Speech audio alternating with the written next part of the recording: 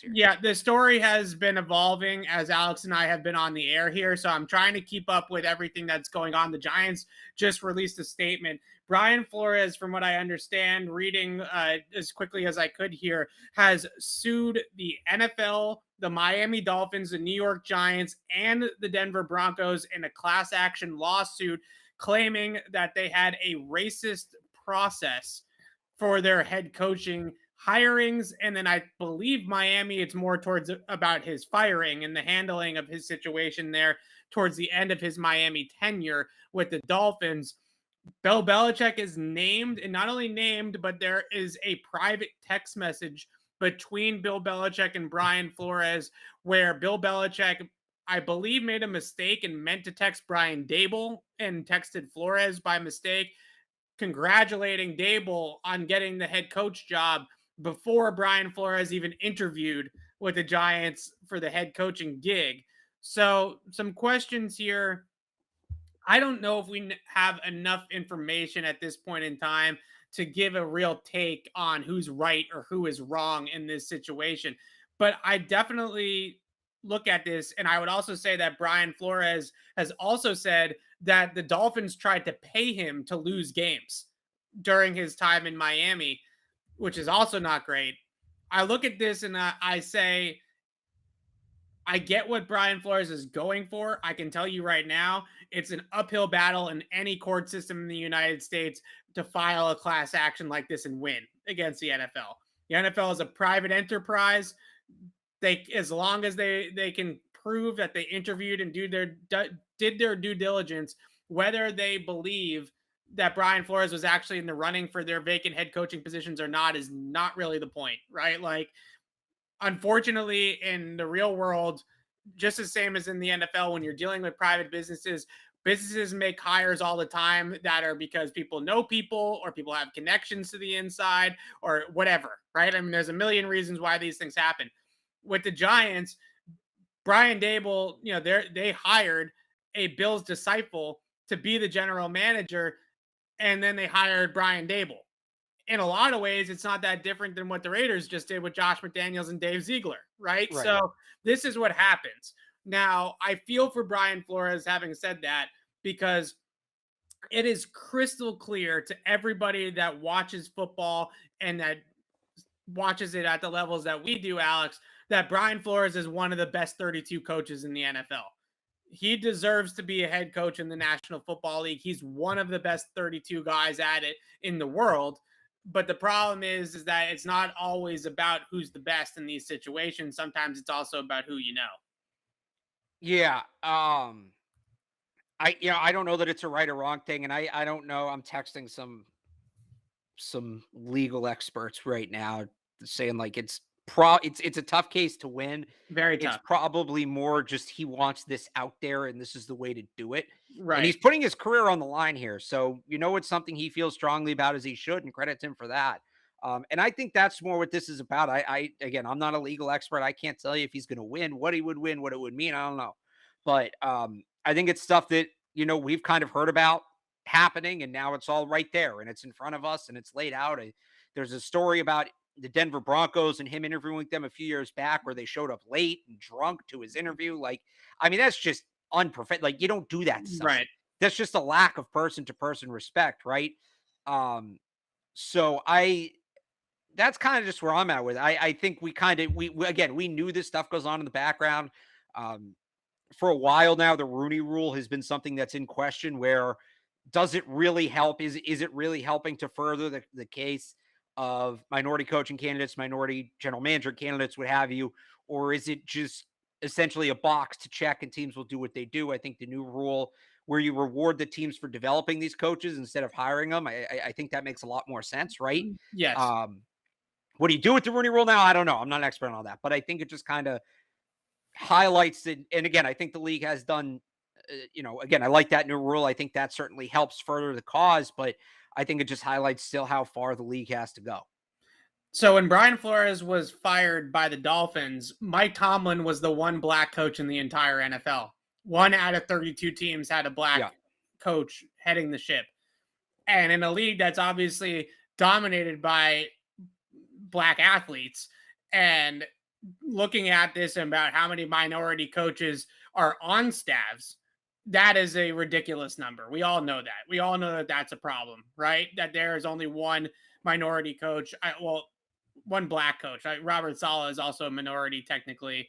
But looking at it like that, that's a big concern for the league moving forward. I think in these processes are a big concern to a degree. But at the same time, like I come back to, it's unfair. It's an unfair process. But I also would say that in a lot of ways, when Joe Schoen gets hired by the Giants, everybody knew Brian Daboll was his guy. Right. They did what they had to do by interviewing other candidates. They interviewed Leslie Frazier. They interviewed Brian Flores. They interviewed Kevin O'Connell, I believe, got an interview as well from the Rams. They interviewed other candidates, but everybody knew that their guy was Brian Daboll. With the Raiders, they take him as a package deal, right? Dave Ziegler and Josh McDaniels. That one was obviously about connections and relationships and things like that. And I look at some of these other minority candidates. I hope Byron Leftwich gets the Jacksonville job, but because he is not wanting to work with Trent Baalke, which can you blame him? Don't blame him at all. But because of that, he might not get it, right? They might have to go in a different direction because they don't want to fire Trent Baalke. So, man, this is what happens. Like this, like you and I have dealt with politics like this in our daily lives too, and I'm sure everybody has that's over the age of working age, that's living in the real world. You deal with these politics all the time in the workplace, right? With interviews and who gets a job and who doesn't get a job. I feel for Brian Flores. I don't know where this goes for him. I don't know what more we can really say about it at this point. It's just an unfortunate situation. And one last thing, I want to spin it a little bit.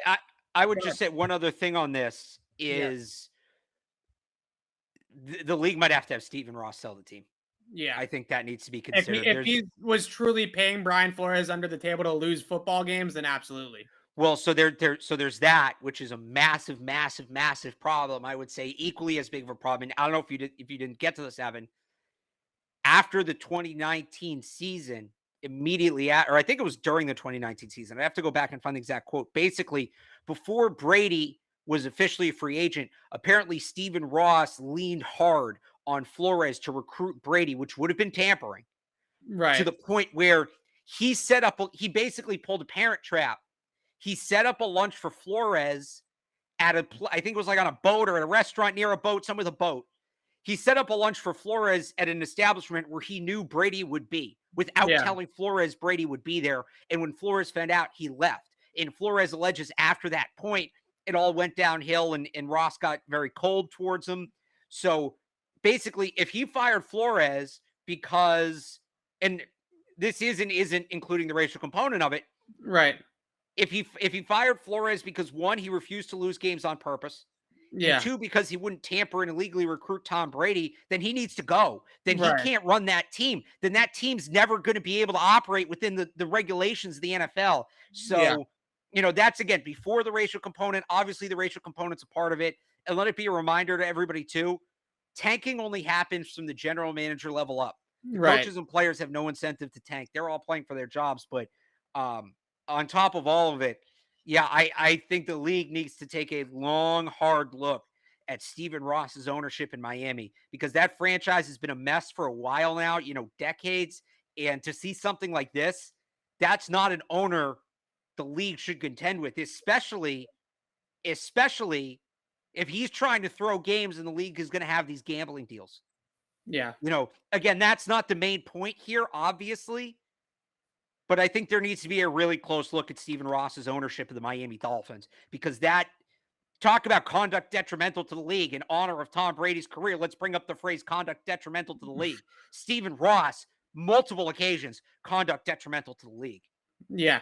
So another thing that's clearly not the number one story about this lawsuit that I do want to mention, though, is a lot of people, myself included, I think Alex, you included as well, would love to see Brian Flores back here in some capacity. If he doesn't get one of the 32 head coaching jobs, him putting a private text message with Bill Belichick on the front page of his lawsuit, page number 1, a text from Belichick that also has Belichick making a kind of careless mistake and looking a little bit Yeah.